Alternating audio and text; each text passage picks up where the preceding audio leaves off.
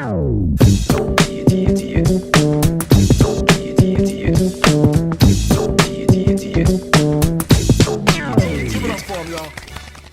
Collings here, and I do stand-up. And I did stand-up last night, and boy, was it a doozy. So, when you think of stand-up comics and stand-up comedy, you think comedy clubs, and you think theaters, and you think TV. That isn't all of it. That's not all of it, baby. We got comedy clubs, we got bars, we got cafes, we've got art galleries, we've got cruise ships, we've got corporate gigs, and we've got conventions. And I did a convention last night that was, holy shit. I did the Narcotics Anonymous convention in Los Angeles. NA, baby. I did it for those wonderful people. And it was, it was fun. I brought my buddy Sam with me, Sam Hirschgold, very funny comic. He opened up. He was one of the opening comics. And he and I were just, it was crazy. First of all, we were told to be there by 8 o'clock, 8:30. Got there at 8:30. Show started at 11. Fuck yeah. There's no sound check. There's nothing. There's no reason I have to be there that early. But man, I am a man of my word. So I got there at 8:30, hung out in the hotel lobby. And this is going to sound creepy, but it was in a hotel by the airport. But if you know anything about Los Angeles, LAX, it's huge. It's international. So a lot of beautiful hotels. And it was in a really nice hotel. But it started late, and it was very interesting. A lot of heads that were covered in tattoos, a lot of tattoo heads.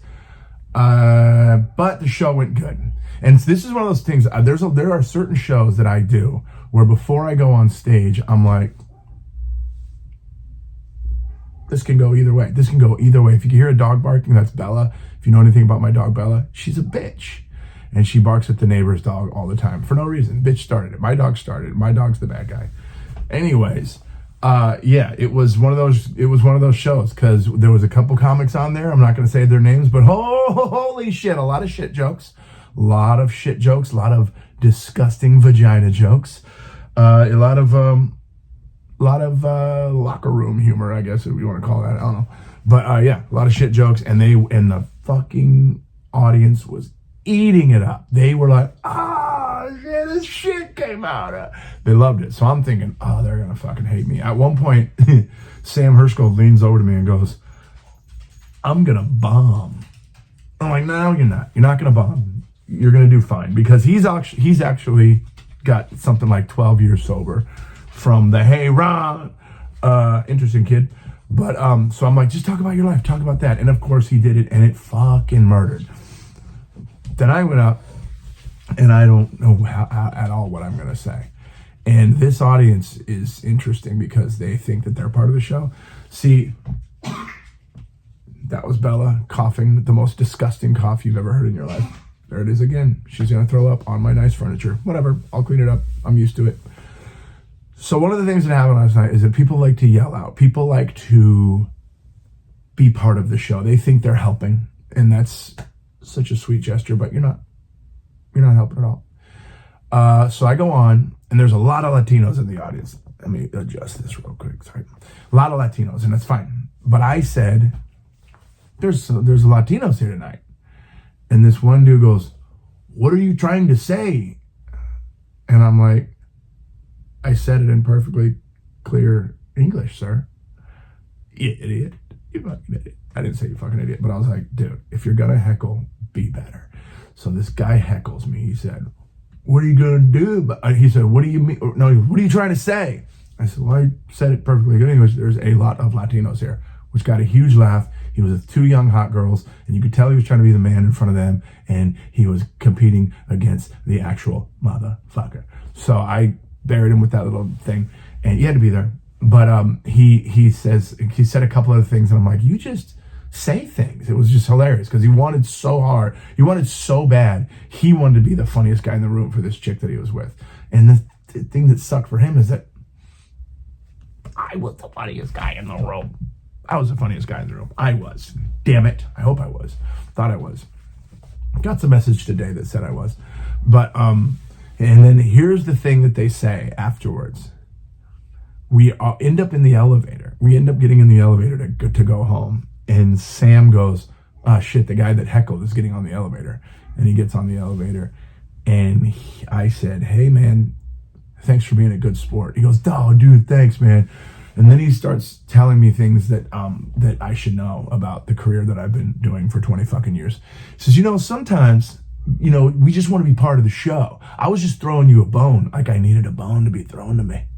I didn't need a bone. I was fine without his bone.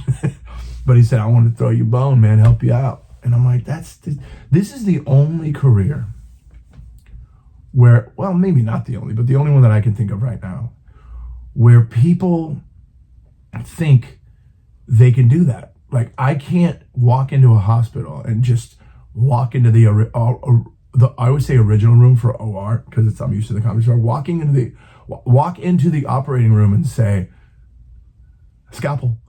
And they're like, the fuck are you doing here? I go, I'm just throwing you a bone. I'm here to help. I know nothing about what you've been doing for fucking 20 years, but I'm going to come in there and help you out.